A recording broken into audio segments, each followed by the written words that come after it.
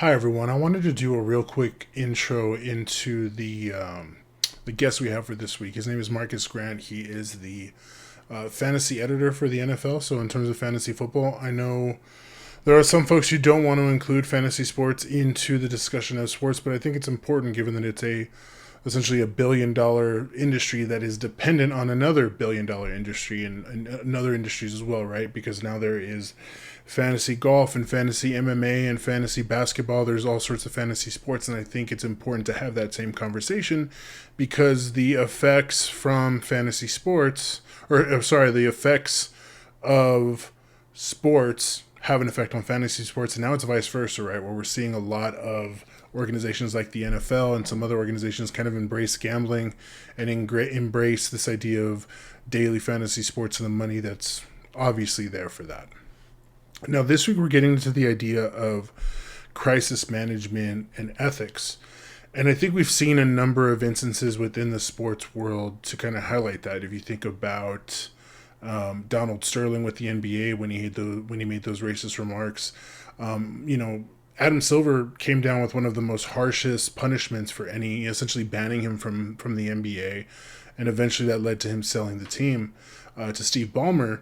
But we see it even in more recent incidences, like if you think about what's been going on with the Washington football team, right? A lot of what's going on is dependent on crisis management. It's dependent on good decision making.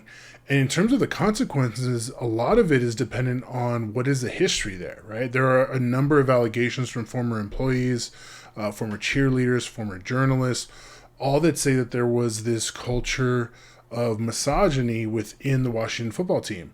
And while the owner has come out and said that, these allegations are untrue, it feels like a hit job, they were doing their own internal investigation, but as more and more was coming out, the NFL has now taken over that investigation.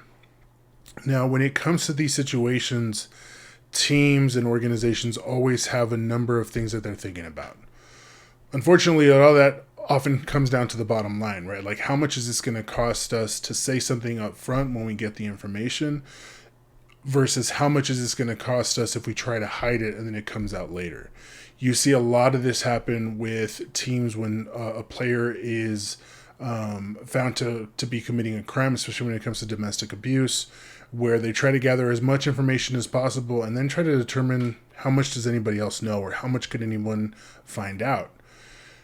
Essentially, what you should be thinking about in terms of getting into a leadership position is what kind of culture and what kind of environment do you want to create, right? My hope in terms of any organization that I've been a part of is I want to make sure that anyone on my team feels comfortable coming to me and saying, I just saw something that I thought was inappropriate and I wanted you to know. And feel confident that not only can they tell me, but that I'm actually going to do something about it. Right now, that's easy for me to say when there are a lot of other conditions and a lot of other situations, and especially when it comes to some of these organizations that have been around for decades, it becomes more difficult when there's already been a culture in place where, oh, well, that's just how things go here, right? But it's kind of incumbent upon us to make sure that we are changing that slowly but surely.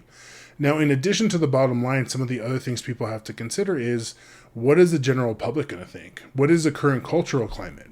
Right? Because when you think about the Washington football team, just the name in itself, right? That's been a source of controversy for quite some time now.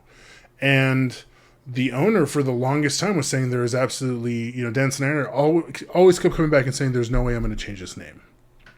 But now, given the cultural climate, given what's been going on with the NFL, and more importantly, kind of tied to what we were talking about before, given that some of the sponsors were coming in and saying, we're taking our money away if you don't do something about this name, then change happened. And given that all of that was going on, now it makes more sense that they are actually trying to change the culture potentially, right? They hired the first African-American general manager, and they are doing whatever they can to kind of control the public relations aspect of everything that they're trying to deal with.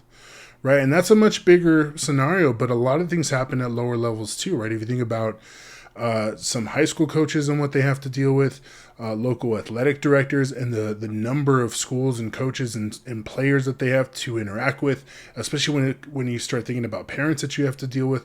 There are a lot of moving parts.